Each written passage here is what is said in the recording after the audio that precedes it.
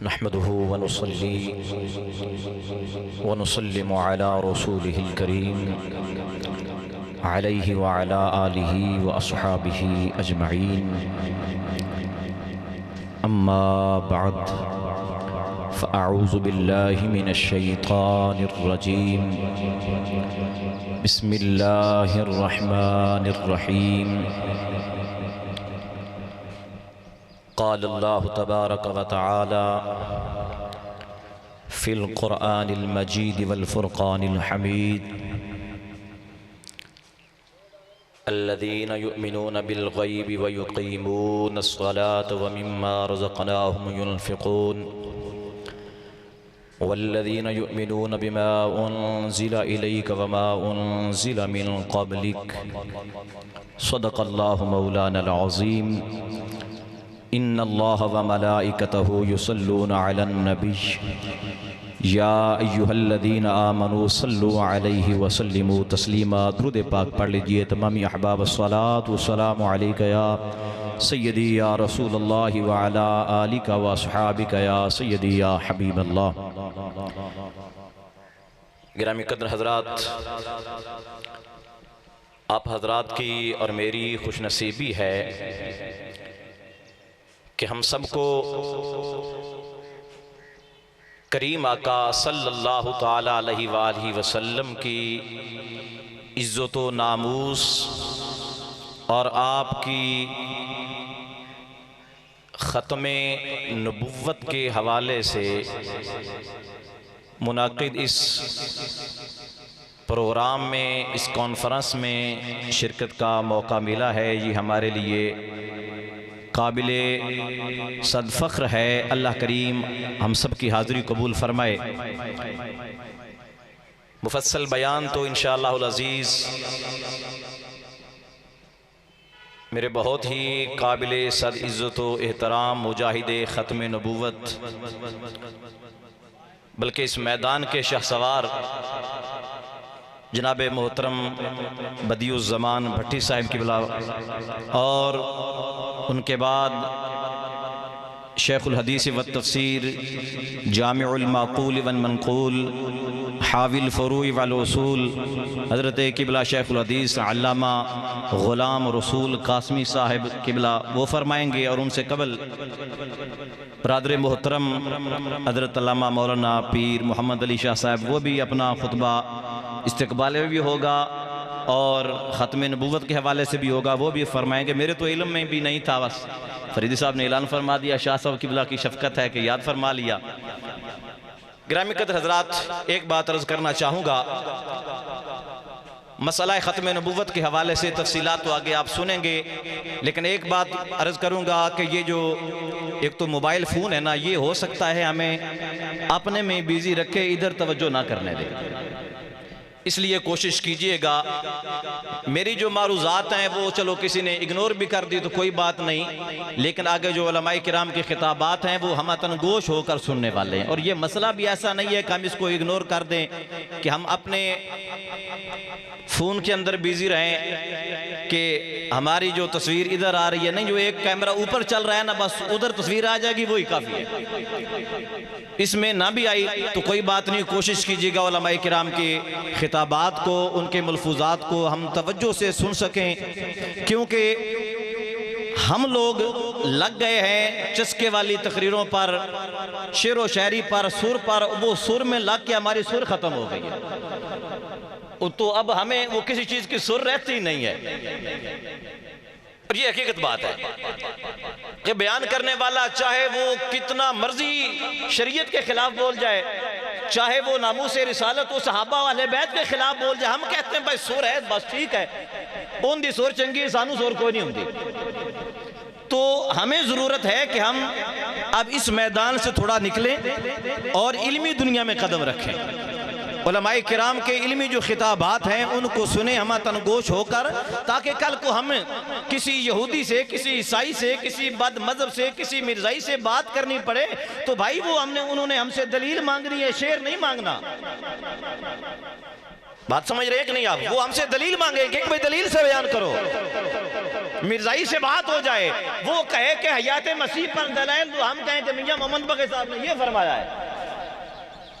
वो कहे जनाब कि तुम दलील बयान करो, हम कहें कि मोहम्मद बूटे ने ये कहा है, तो फिर आप बात खा के, और अल्लाह ना करे, अल्लाह ना कभी ना करे अल्लाह ताला, आप अपने कई ईमान की दौलत से हाथ गंवा ना बैठे।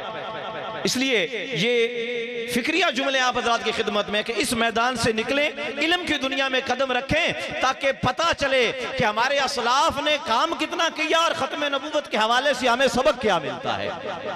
कुरान मजीद फुरकान हमीद को देखें, दलाइल में से एक बात मैं अर्ज़ करूँगा चूँकि वक़्त का दामन बहुत तंग है, कि कुरान मजीद में जहाँ भी अल्लाह करीम ने महबूब पाक अलैहिस्सलाम को मुखातिब फरमाया, बकसरत मकामात पर अल्लाह करीम ने फरमाया कि हबीब प्यारे जो हमने आप पर नाजिल किया और आपसे पहले नाजिल किया, हबीब प्यारे जो हमने आप पर नाजिल किया जो आपसे कबल नाजिल किया। कुरान मजीद के बारे में फरमाया कि ये अपने से पहले वाली किताबों की तस्दीक करती है। महबूब करीम के बारे में फरमाया कि ये अपने से कबल वाले तमाम अंबिया और रसूल की तस्दीक फरमाते हैं। कुरान के हवाले से भी ये है, हदीस के हवाले से भी ये है। ये कुरान में कहीं भी नहीं आया कि अपने से बाद वाले की, ना कबल की है, क्योंकि रब ने ये फरमा दिया कि महबूब के बाद मैंने किसी को भेजना ही नहीं, जो आने थे पहले ही आ जाए। अब हुजूर के बाद कोई आने वाला नहीं है। जो तशरीफ लाने थे वो पहले ला चुके हैं, जो किताबें नाज़िल होनी थी वो पहले नाज़िल हो चुकी हैं। अब बाद में ना कोई किताब आएगी ना कोई साहिबे किताब आएगा। तो इसलिए फरमाया कि हबीब प्यारे जो आप पर नाज़िल हुआ और जो आपसे पहले नाज़िल हुआ, तो ये ख़त्म नबूवत की एक बहुत बड़ी दलील है। आप इसको ज़हन में रखें कि अल्लाह करीम ने कहीं भी बाद की नहीं कबल की बात फरमाई है।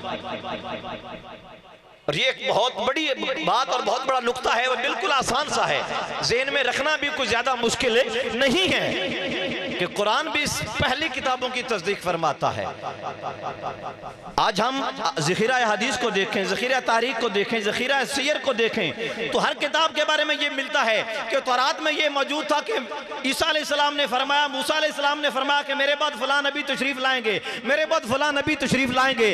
नबी आते रहे, हुजूर की खुशखबरियाँ देते रहे, लेकिन तकरीबन तमाम का तमाम ज़ख़ीरा हदीस जितना मेरी नज़र से गुजरा है, कहीं हुजूर ने ये नहीं फरमाया कि मेरे बाद कोई नया नबी आएगा। ये फरमाया कि ईसा अलैहिस्सलाम तशरीफ लाएंगे, ये नहीं फरमाया कि कोई नया तशरीफ लाएगा।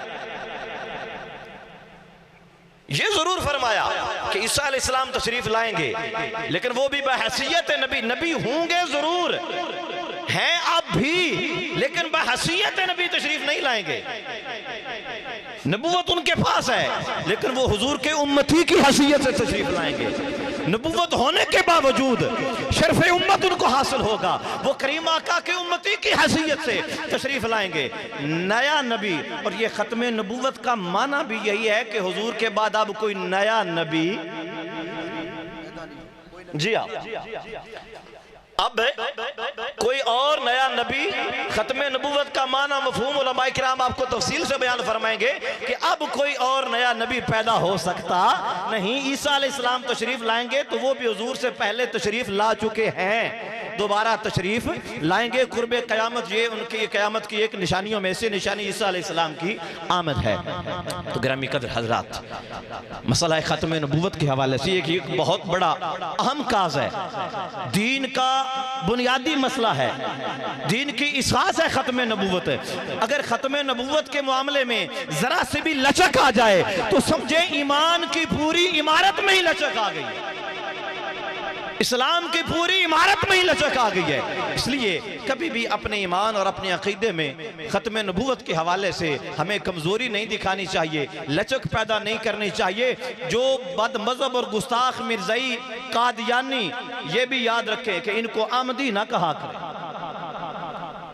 इस पर भी हो सकता है भट्टी साहब दलाइल दें। अब ये तो मैं नहीं जानता कि वो क्या आपको सुनाना चाहते हैं, ये तो अल्लाह जानता है और वो जानते हैं। तो अहमदी इनको ना कहा करें, ये मेरी आखिरी बात है कि अहमदी इनको ना कहा करें। अहमदी भी हम हैं, मुहम्मदी भी हम हैं। क्योंकि बिला इस्लाह फरमा दीजिए अगर मुझसे कोई मिस्टेक हो जाए तो। अहमदी भी हम हैं, मुहम्मदी भी हम हैं, इनको या मिर्ज़ाई कहें या कादियानी कहें। नबी पाक सल्लल्लाहु अलैहि वसल्लम अहमदी होना हमारा ईसा अलैहिस्सलाम बयान फरमा गए, मुबश्शिरन बिरसूलिन याती मिन बाद इस्मुहु अहमद। मेरे करीम आका सल्लल्लाहु अलैहि वसल्लम का आसमानों पे नाम अहमद है, उस हवाले से अहमदी भी हम हैं। और ईसा अलैहिस्सलाम ने लफ्ज़ मोहम्मद क्यों नहीं फरमाया सल्लल्लाहु अलैहि वसल्लम, इसकी तरफ इशारा कर दूं, क्योंकि ईसा अलैहिस्सलाम को अल्लाह तबारक व तआला ने बगैर बाप के पैदा फरमाया। वो नफ़्ख़े जिब्रील से पैदा हुए, उनके अंदर ज़मीन की निस्बत आसमानी उनसर ज़्यादा शामिल था, उन्होंने नाम भी आसमानी बताया। वो नफ़्ख़े जिब्रील से पैदा हुए थे, जिब्रील अलैहिस्सलाम की फूंक से पैदा हुए थे, उन पर आसमानी असर गालिब था, तो इसलिए उन्होंने नाम भी वही बताया जो मोहम्मद करीम का आसमानों पे नाम है, लफ्ज़ अहमद। तो उस हवाले से अहमदी भी हम हुए, मुहम्मदी भी हम हुए। जो हुजूर के खत्मे नबूवत को नहीं मानता वो या कादियानी है या मिर्ज़ाई है, ना अहमदी हो सकता है ना मुहम्मदी हो सकता है। अल्लाह करीम महबूब करीम सल्लल्लाहु अलैहि वसल्लम के वसीला पाक से जो चंद छोटे छोटे अल्फाज में गुनाहगार ने अर्ज़ किए उनको कबूल फरमाए, कोई लफ्ज़ी मान में गलती हुई हो उसकी अल्लाह ताला मुझे मुआफ़ी अता फरमाए। एक बात पैगाम अर्ज़ करना चाहूँगा कि अगर आप हज़रात ये चाहते हैं कि हमारे अक़ायद की इस्लाह हो, हमारे आमाल की इस्लाह हो, 100% उम्मीद करता हूँ कि उलमाए किराम भी मेरी बात से मुत्तफ़िक़ होंगे।